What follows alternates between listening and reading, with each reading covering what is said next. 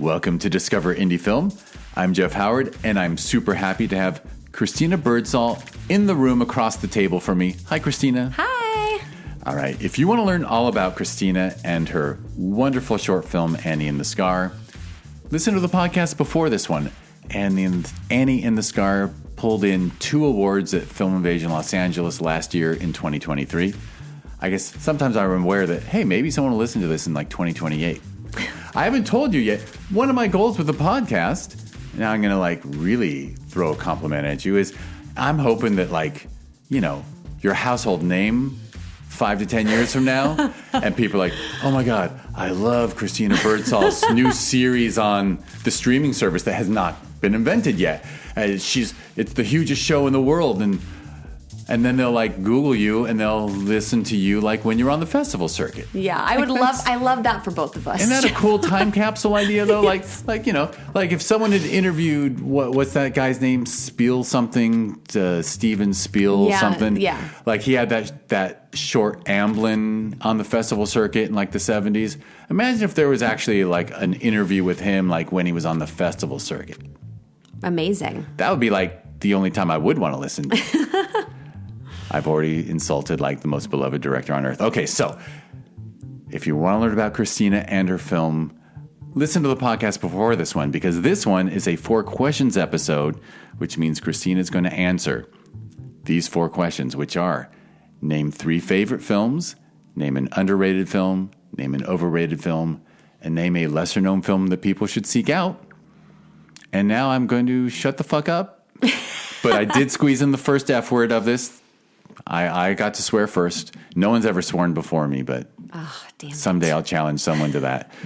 But you want to name 3 films you love? Yeah. So when I was going through and thinking about this, I think we were talking about this before you hit record, I got like so insecure because I don't necessarily have, like, I love comedy so much and they're not that revered. And so there's this insecurity with like, oh, I have to say these really important film school films or things that are studied or they're on the list by all the fancy people. And so I had to sort of come to terms with, okay, it's not me. And I also am terrible with names. So I'll think of a name to a movie and I'll not know what the director's name is. I'll forget the actors' names. I just know I love it. So anyways, all that to say, when I was trying to do the 3 favorites, I could not narrow it down, but I came up with like sort of 3 categories. So first category, The Hangover and Bridesmaids. Both, I think I've always loved those, like a hangover kind of movie. And when Bridesmaids came out, it felt like it was the version of that where I could see myself in it. They're so amazing. I can watch Bridesmaids over and over and over and over. And I think, to me, to have a favorite film, it's got to have that like watchability where I can just, you're having a bad day, whatever, you can watch this movie. And Kristen Wiig is fantastic.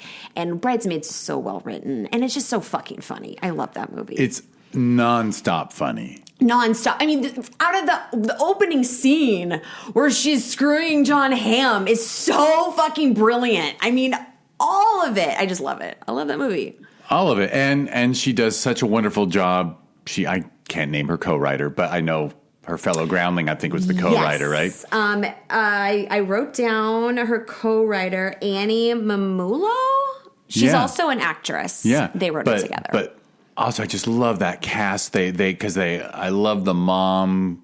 Oh my God, I forgot about her. From Reno 911. Yes. I used to know her name, but like every character is funny. It's just that's a great one. And The Hangover is hilarious too. The Hangover is also great, yeah. Kind of a bummer there's like 7 of them, or only 3. Other 3. But actually, I kind of like them all, I think. But they are very dude. Yeah, they're very dude. And I think a lot of the movies that I've liked are very dude. And so I want to see more of that, but like with women, which I think is great. Like that's why they remade Ghostbusters, like some of those movies, so we could see ourselves in them. But yes, so first of the like favorite. So like slapstick comedy in a way, or just straight up comedy. Straight up comedy, yeah. So my second sort of category, it's weird. I just thought of movies that were formative when I was a kid. And the first that came to mind, Drop Dead Fred, What About Bob, Hook, Goonies, and E.T. Drop Dead Fred, What About Bob, and Hook all came out in 91. I don't know what the fuck was going on in my life at that time, but those movies all like really stuck in my brain. And by the way, Drop Dead Fred. Do you know the movie? Yeah, of course. Phoebe Cates and her imaginary friend from childhood appears when she's Huge like 20, mid-20s. Yeah, I love that movie. It's a wonderful example of what you do with your writing. Exactly. Yeah, that... I actually rewatched it for research with Annie just to see like, oh, this imaginary friend, you know, coming back into your life or whatever. That's a different scenario. She had imaginary friend when she was a kid. But yeah, I love those movies. Also, magical realism that we're talking about in the other episode. And, you know, they're just, What About Bob? Have you seen that? Of course. Yeah, of course. I still reference that. Every time you eat something really good. I'm just going to say that that's a Frank Oz film. Yes. And I think Frank Oz, who you might know as Miss Piggy and other Muppets that he did, is one of the best, most underrated directors of all time. I think Dirty Rotten Scoundrels is the funniest fucking movie ever made and the smartest comedy ever made. I think Frank Oz is just a brilliant director and never got the credit he deserved. Wait, did he didn't direct the Muppet movies. He was just in, did he? I don't think I don't know if he directed them. And I don't even know how he ended up directing, but I used to be able to name more films that he directed. Right. But like every time he directs, it's great. Yeah, that's a great, I need to rewatch that movie. That's the one thing I regret is I didn't rewatch some of these before we chatted because I was like, oh yeah, these are so good. You know, someday, if it ever happens, I'm going to hook you up. I know a filmmaker of a couple who makes films together said, we have an idea for a podcast. Have people come on, talk about their favorite movie from when they were young, then have them watch it again, and then talk about what it's like to watch it after a 30-year break. Yes. Wouldn't that be like... Oh, I'm here for that. Because I wonder if shit holds up that I love, right? Yeah, or like, oh, this would not be made now. You know, like so many things that are like, oh, that's not okay. Why did they say that in that way or whatever? Oh my God, yeah, so many things don't age well. Yeah, don't age well. Exactly that. We're so formative. And then, you know, Goonies. Hook, so great. Also magic. There's a big magic theme. Goonies, E.T., yeah. So that's my like second sort of like formative kid category. And then my third is I was just obsessed with Brad Pitt. And not because he was super hot. I had a Legends of the Fall poster on my wall and I continue to be super obsessed with like him and all of his movies. It's just, I don't know. It's just a thing. And actually, weird fact that I'm just coming into my head. I got married on his birthday.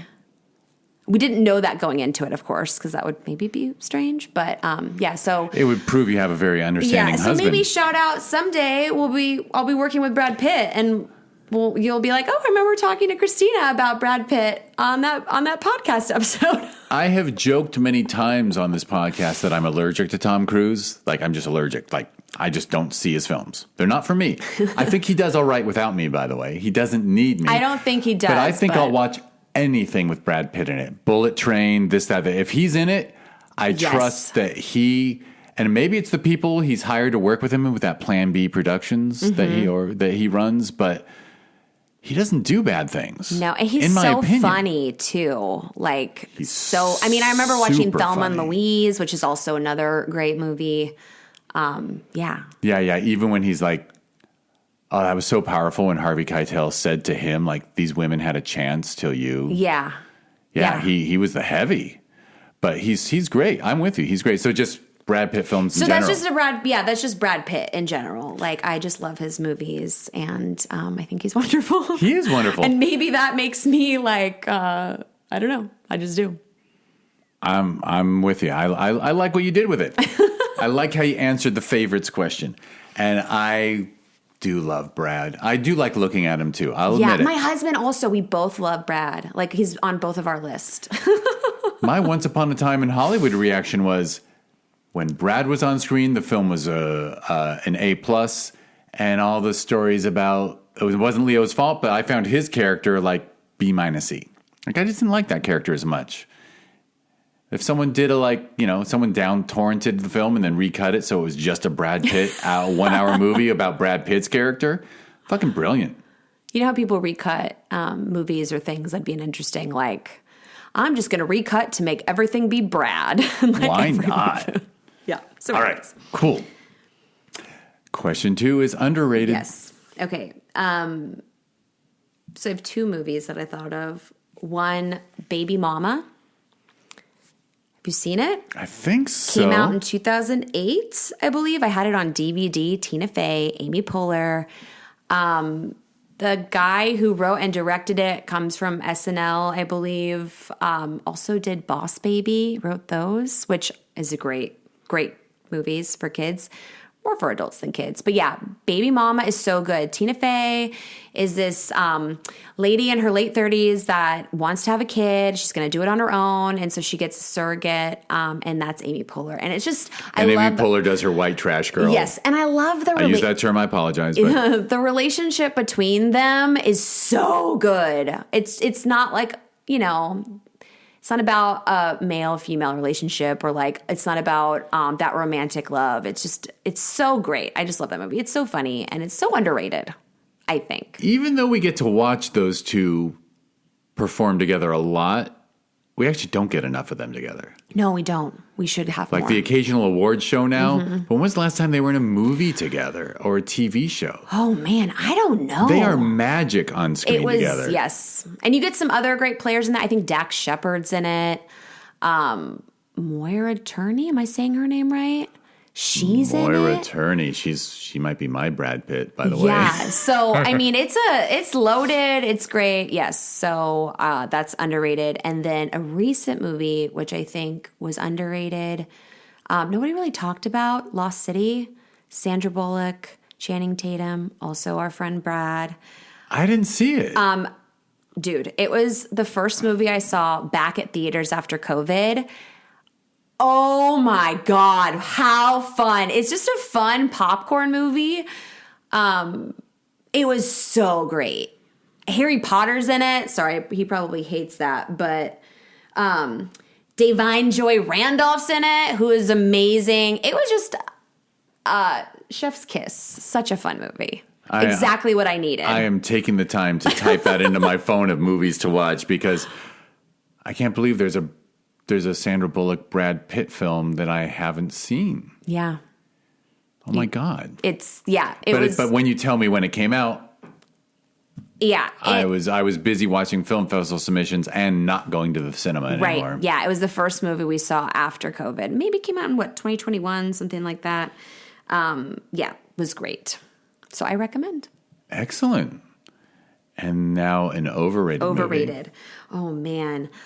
This is really hard. I think, and this maybe is a cop-out, but like just in general, movies that are too long, I think made by fancy directors. Sometimes, listen, I'm not saying they can be really, really great, right? But I think people bandwagon, and just because it's made by somebody who's already uber famous or already had many accolades or awards, people are so quick to be like, this is the greatest movie ever. And it's like, no, it was a good movie, but like, was it the best one? Can we just calm down? I think people jump on this person's already approved, the stamp of approval of like serious filmmaker. And it's like, okay, calm down. So. Yeah, Scorsese could probably make a good 90-minute film if he felt like it. Yes. But you reach a point where you're in love with the smell of your own farts. Yeah. And no one can tell you to cut it shorter. Mm-hmm. And so you don't. And I mean, I think Oppenheimer was perfect. That one didn't have to be shorter. I didn't care how long it was. But yeah, I'm with you. Too long. There's a guy on Instagram, and of course I don't know the handle, but he sells these hats that say something like, make movies shorter. And I agree. I don't have the time to sit through 4 hours. Can we just agree? Make it shorter or make it a series. So because I don't like stopping and starting a movie. You lose that momentum, which is the only reason why I was able to watch Oppenheimer in one sitting, because I saw it in the theater, so it forced my butt in the seat. Because it's hard to find that big chunk of time, for me at least. So yes, I think too long movies, they're let's make him shorter. Overrated. Excellent. A way to dodge shitting on somebody. I like it. Even if we chat a little bit on. No, you didn't. You didn't name anyone. I named. I one. didn't name anyone. It's so hard. I mean, like listen. But like, look, I think everybody. I mean, Judd Apatow jokes all the time about his films being too long. Yeah, it just doesn't need to be too long. No. And in that same vein, I think there's a lot of movies that I have maybe judged as like, oh, this is going to be shit because I thought that they were like going to be long and boring. And then I watched and I realized, oh, it's just me sort of being a little judgmental on those more serious cinematic, thank you. Cinematic experiences because I feel like they are revered more than what I genuinely like, which is comedy. And you haven't mentioned the fact that these longer films that come out right before Thanksgiving and or Christmas that are clearly Oscar bait. Yeah. Like for some reason, something really long set in a time period in the past. Made by an old white dude. Made by an old white guy who, that's just Oscar. Like for some reason, if you want an Oscar, it's got to be over 2 hours and Victorian or some shit like that. Yeah. I remember a cinematographer saying it's called rent a period. Like just rent a famous period and then you get your Oscar. But for some reason, if you set a film today, it's just they don't take it as seriously. Yeah, I don't know. There's some weird unsaid rules that we should just throw out, I think. Yeah, because there's great stories all the time. We live, and I'm with you about, by the way, I didn't say it, but comedy not getting its just desserts totally. I mean, why Bridesmaids wasn't nominated. Oh my God, it's a perfect movie. It's so good. That I don't understand. I don't know, is that maybe sort of changing now? Like Barbie, maybe would that have gotten nominated like 10 years ago? It should absolutely be, but you know what I mean? Like, so maybe it's changing. I don't know. Or maybe it's not. Maybe it's the same. It might be an outlier. I wish it wasn't an outlier, but it might be, because actually is. But it's serious too in its own way. I don't know. All right. Okay. And then the last one. Last one. But let me see. Yeah, lesser known film, but I'm a Cheerleader.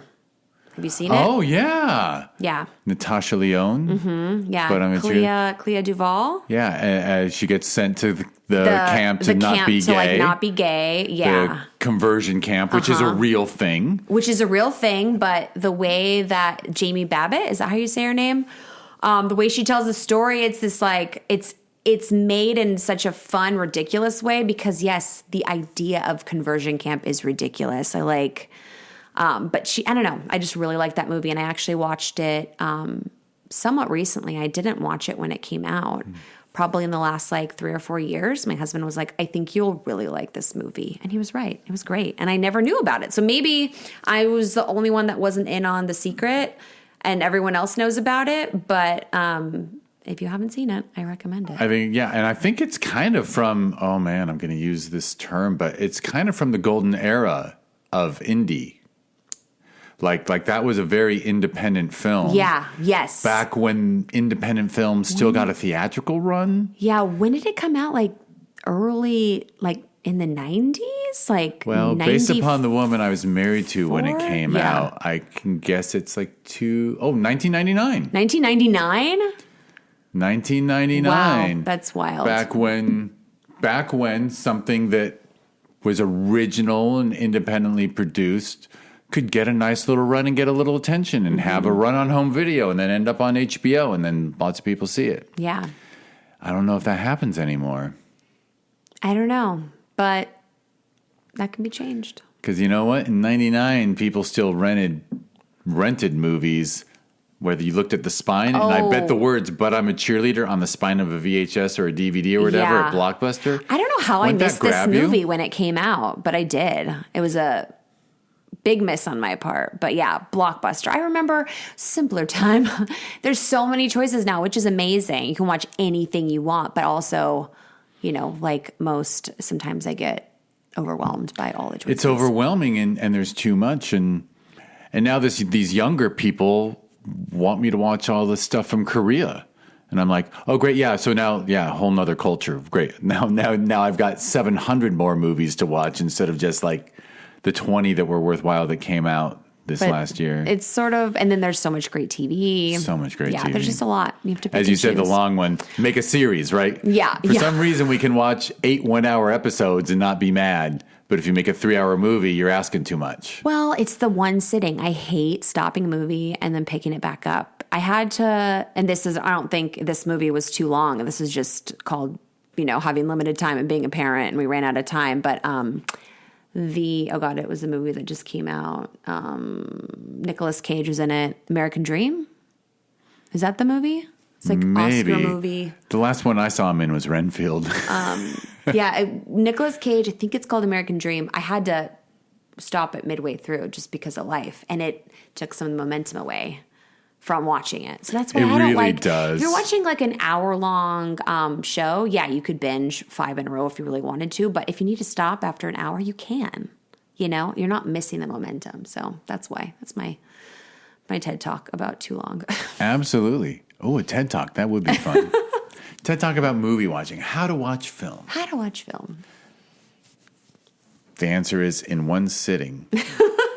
And preferably with your phone off. Like I really have to push the phone away when it's a movie. But for some reason, a TV series, I can do that crossword puzzle. I'm trying to be better about just phones down, just wherever I'm at, be where I'm at, because my brain gets really overstimulated quick. But it's hard. I have to remind myself every day. Yeah. And there's a young person looking at you. Oh, yes. And I know I worry about that. Yeah, no. It's a little late for me to worry about it, but Yeah, it's already in there. No, yeah, he definitely sees like, you're on your phone a lot. That must be pretty darn important. So it's and I really want my own soon. Yes. Yeah. No social media till 16 should be the rule. Yeah, no, there's not going to be social media anytime And no. soon. But man, I got to admit, when the kid is screaming, handing him an iPad or turning on their favorite. With us, it was Shaun the Sheep. I don't know if you've discovered Shaun the Sheep yet. I don't know what streaming service it'd be on now, but the guy who did the clay animation, Wallace and Gromit and Chicken Run. Yeah, I know. All the stop motion clay animation. Yeah. He did the cutest thing in the world about sheep in England. Oh, that's like this fun. little baby sheep. Is it a movie or is it it's a TV series? Silent. It's done like Charlie Chaplin comedy style. So it's Well, that sounds like a slow-paced, great thing for a kid to watch. wonderful if they're for watch a kid. Something. So it's just like, oh, the kid's crying. All right, I'll put on Shaun the Sheep. Yeah, I mean, sometimes you gotta like use some screen time. I mean, it's like what's worse, being really impatient and grumpy with a child, or just give them a little screen time. Yeah. So sometimes you have to And get them into a movie. Yeah. Put on the favorite movie. Because I think I won't be the first person to say somehow kids can watch the same movie 20 times. Yeah, it's actually better that he sees the same movie over, because it's not like he's in that zombie mode. He's playing along with it. It's different. It just hits different. And I think there's something that's good for them developmentally, because they can predict the next thing. They know what's coming. It makes them feel good, whatever. Yeah, absolutely. All right. Excellent list. And your website and social media will be clickable links in the show notes. Great. For those who need to know your name, Christina Birdsall. I think it's pretty much, you can't spell it wrong, can you? Like you'd have to be pretty close to literate. Like a bird, S-A-L-L. I definitely, people have mispronounced it and misspelled it for sure, but... Well, all right, so I was overestimating everyone's abilities. I was like, if you go to ChristinaBirdsall.com or at Christina Birdsall, very cool that you have a unique enough name to have your .com and your at. Needless to say, I could not. Yeah. My parents did not help me out on that one. All right. I will get us out of here by blabbing off with my closing spiel, which is thank you for listening to the Discover Indie Film Podcast. If you want to learn more about it and the TV series born from it, go to discoverindiefilm.com. And on social media, it's always at DIFwins. Annie and the Scar, that was Christina's film. That's How I Met Her. It won awards at the Film Invasion Los Angeles. If you want to learn more about that festival that we hold every June, just go to filminvasionla.com, or it's at filminvasionla on social media. Still accepting submissions for the June festival, but I think the deadline is either March 15th or April 15th. I forget which one. It's coming up. It's coming up. And it has a sister festival every November called the Sherman Oaks Film Festival. Learn about that one at ShermanOaksFF.com, and it's at ShermanOaksFF on social media. Why do I feel like I said that wrong? And finally, just go to watchtvhi.com. Doesn't matter how you spell it, TVHi or TVHIGH. That's a new streaming service populated with wonderful indie films and other great stuff. Stand-up, a series. I'm going to tell you about a magical realism series right after we stop recording. Christina, thank you for coming over. Thank you. And thank you, everyone, for listening. Bye.